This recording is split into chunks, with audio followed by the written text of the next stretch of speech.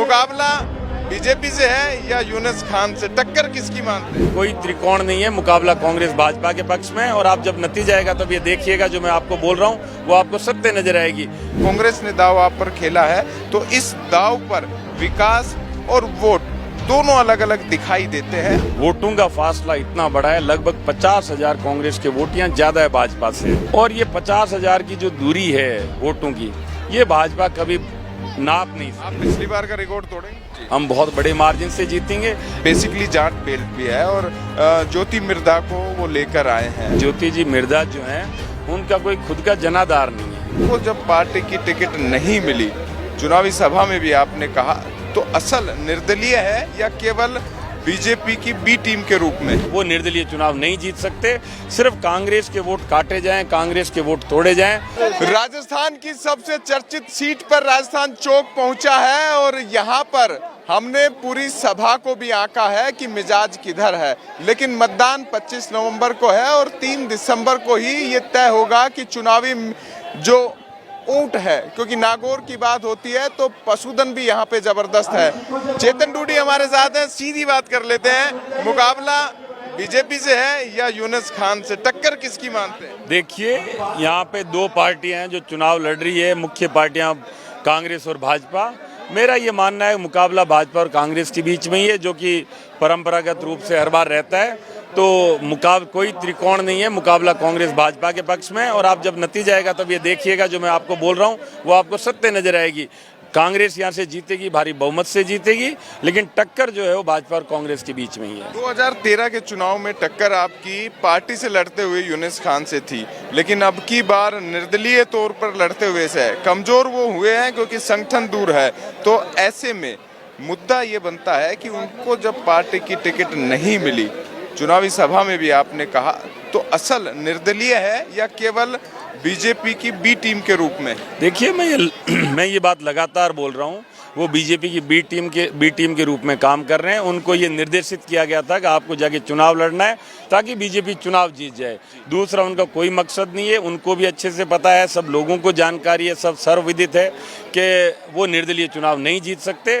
सिर्फ कांग्रेस के वोट काटे जाएं, कांग्रेस के वोट तोड़े जाएं, इसी मंशा के तहत, इसी काम के तहत वो यहाँ पे आए हुए। उनको नियत कर दिया गया था कि आपको वहाँ जाके चुनाव लड़ना है, कांग्रेस के वोट काटने हैं।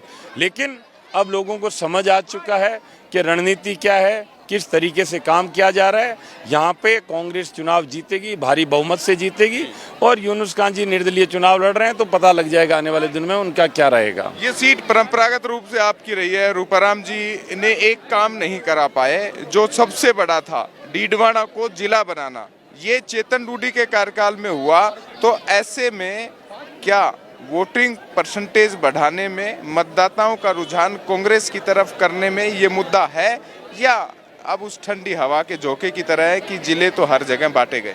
देखिए, एक जिला ही नहीं, कांग्रेस सरकार ने ऐसे काम किए हैं जो कि जन साधारण को छूते हैं। चाहे 100 यूनिट फ्री बिजली हो, चाहे अपने चिरंजीवी योजना हो, चाहे अन्नपूर्णा पैकेट हो, चाहे 500 रुपये में सिलेंडर हो, तमाम तरीके के ऐसे काम, गारंटियां दी हैं, तमाम गारंटियां। लेकिन ये क्या जीत की गारंटी है क्या? देखिए, मैं आपको बताता हूं, जब आप जनता के लिए काम करते हैं, लोगों के लिए काम करते हैं, तो कहीं ना कहीं लोग ये महसूस भी करते हैं कि हमें राहत मिली है। कहीं ना कहीं लोगों को ये लगता है ये सरकार ऐसी सरकार है जो हमारे लिए काम कर रही है, जो हमारी सरकार है। तो उसका नतीजा, चुनाव में विकास के वादे और चीजें अलग हो जाती है, भावनाएं रहती हैं, चाहे ध्रुवीकरण, तुष्टीकरण, और अभी तो बहुत सारी ऐसी चीजें आ गई हैं कि चुनाव को वेग में बहाती है। हम ऐसी जगह भी खड़े हैं जहां पर कांग्रेस कहती है कि मतदाता हमारे हैं और बीजेपी कोई टिकट ही नहीं देती है। देखिए, मैं आपको एक चीज़ बताता हूँ कि कहने को ये कहा जा सकता है कि जब चुनाव होता है तब जो काम किए वो पीछे रह जाते हैं।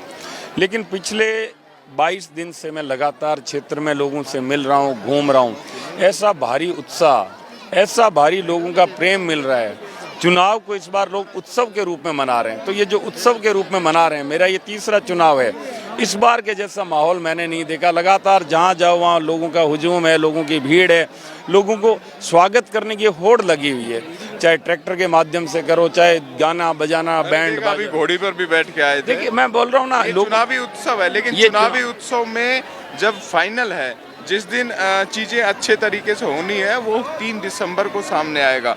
मुद्दे की बात ये हो जाती है कि डीडवाना की जनता में जो भी नेता बना वो मजबूती से विकास की बात करता रहा, विकास करवाया भी, और ये फ़ायदा हम देखते भी हैं और जयपुर या दिल्ली से नज़र भी आता है। लेकिन विकास के साथ साथ ये सीट अल्पसंख्यकों के हितों के लिहाज से भी है, उनकी बहुल्य संख्या के लिहाज से भी है। तो ऐसे में राजनीतिक जानकार या राजनेता तमाम समीकरण लगाते हैं। कांग्रेस ने दाव आप पर खेला है, तो इस दाव पर विकास और वोट दोनों अलग अलग दिखाई देते हैं। आप क्या मानते हैं?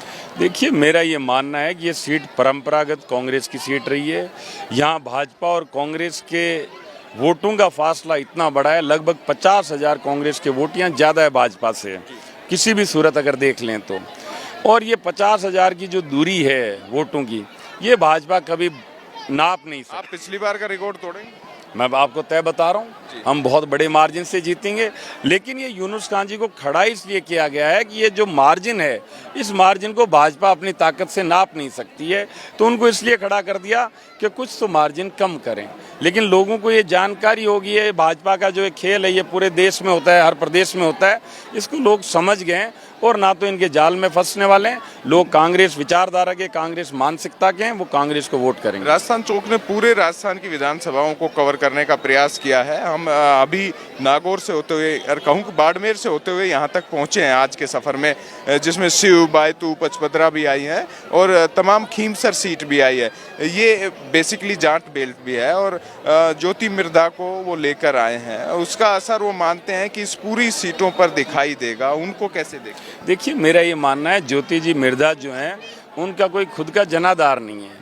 उनको पार्टी ने, कांग्रेस पार्टी ने टिकट दी, चुनाव लड़ लिया। वो ना संगठन से कभी जुड़ी रही, ना उन्होंने पहले कोई चुनाव लड़ा, तो वो कोई बिना जनाधार की नेत्री रही हैं। तो उससे कांग्रेस को कहीं फ़र्क नहीं पड़ रहा है। और मुझे लगता है वो भाजपा में गई है तो भाजपा वालों को भी कोई नफ़ा नहीं हो रहा है। तो वो तो ना तो घाटा ना नफ़ा, मतलब एक अजीब सी स्थिति है उनकी। उन्होंने कांग्रेस में रह के जो हमारे गुटबाजी पैदा की, मैं तो बोलता हूँ वो चली गई तो हमें राहत मिल गई, गुटबाजी खत्म हो गई। अब भाजपा वाले संभालें उनको, कितनी गुटबाजी बढ़ाती है वो तो वो आने वाले वक्त में एक सवाल और मिलता है, आपने कांग्रेस को मजबूती उस वक्त दी जब टूटन भी थी, आपने वो दौर भी देखा और संभवतः राजनेता इससे सीखते भी हैं कि कैसे पार्टी में रहा जाए या पार्टी में अन्य विचारधाराओं की तरफ सहयोग किया जाए। आप जहाँ थे, आपने जो स्टैंड लिया, उसका असर अब चुनाव में भी दिखा। टिकट आपको मिली, मजबूती से आपके साथ मुख्यमंत्री खड़े रहे। लेकिन एक सवाल फिर से घूम के आता है कि अब की बार यानी 2023 में नेता कांग्रेस अगर बनती है तो उस सीट का दावेदार कौन रहेगा, ताकि ऐसा अंतर विरोध ना रहे? देखिए, मेरा ये मानना है कि मेरा एक धर्म बनता है, मेरी ड्यूटी बनती है कि मैं जिस पार्टी ने मुझे टिकट दी है, जिस पार्टी ने मुझे अपना प्रत्याशी बनाया है, उसके साथ हर हाल में खड़ा रहूं। क्योंकि मैं बेसिकली कांग्रेस विचारधारा का व्यक्ति हूं, मैंने संगठन में काम किया, मैं यूथ कांग्रेस से जुड़ा हुआ रहा हूं। तो पार्टी के साथ खड़ा रहना ये तो मेरी एक जिम्मेदारी बनती है, मेरी ड्यूटी बनती है। अब जहाँ तक आप ये बोलेंगे कौन प्रत्याशी बनेगा, क्या रहेगा, ये सारी चीज़ें आने वाले वक्त के अंदर, ये समय के गर्भ में है, उस वक्त देखी जाएगी। लेकिन आज के दिन मैं ये बताना चाह रहा हूँ आपको, कांग्रेस पार्टी सरकार बना रही है राजस्थान में। पिछली बार जितने सीटें आई थी उससे ज़्यादा आएगी और डीडवाना सीट कांग्रेस जीत रही है। ये मैं आपको एक सिर्फ माहौल पैदा किया गया था, माहौल बनाया गया था, जो कि प्रोपेगेंडा होता है, बीजेपी वाले प्रोपेगेंडा करने में माहिर हैं, उसके अलावा कुछ भी नहीं है। कांग्रेस यहाँ से भारी बहुमत से जीतेगी, राजस्थान में सरकार बनाएगी। पुराना नागौर जिला, नागौर संसदीय सीट और नया डीडवाना जिला, इसके अंदर पिछले बार से ज़्यादा सीटें कांग्रेस जीत के आएगी। एक अंतिम सवाल ले लेते हैं और वो हम ख़त्म भी इसलिए करते हैं कि एक मुद्दा, ये बहुत सारी उम्मीदें भी थी, मैंने इनकी आंखों को पढ़ा, ये चाहते हैं कि डीडवाना में बड़ी सारी जो कमियां भी हैं वो भी दूर हो। हालांकि प्रयास राजनेता करते रहते हैं, बहुत सारे विकास के दावे आपने गिनाए कि आपने गारंटियों के इतर कॉलेज, स्कूल, साथ में हॉस्पिटल, क्या क्या किए, लेकिन कुछ तो मलाल रहा होगा कि इस कार्यकाल में नहीं हुआ, अगले में जा रहा हूँ तो कर पाऊँगा। देखिए, मेरा आज के दिन सोच और सपना मात्र ये है कि आज राजस्थान में 50 जिले हैं।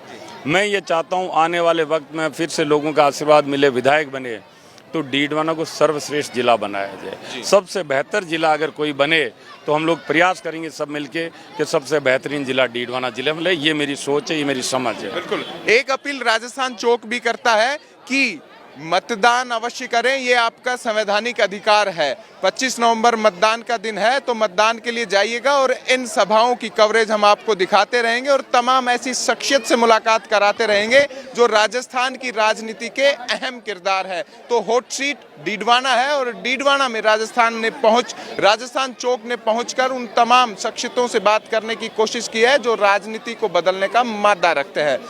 वीडियो जर्नलिस्ट सुरेश के साथ मैं अंकित तिवारी, डीडवाना राजस्थान चौक से लेता हूं विदा। फिर होगी आपसे मुलाकात खास और अहम शख्सियत के साथ।